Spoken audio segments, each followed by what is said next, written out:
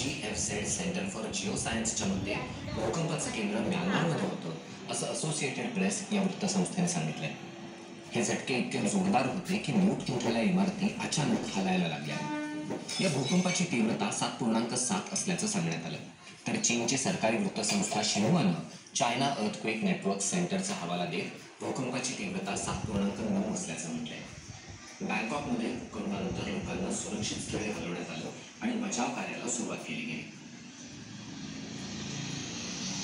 थायलंडची राजधानी बँकॉकमध्ये इमारतीच्या छतावरच्या स्विमिंग पूलमधून पाणी बाहेर पडताना दिसतंय. हे पाणी पार खाली रस्त्यापर्यंत पडलं.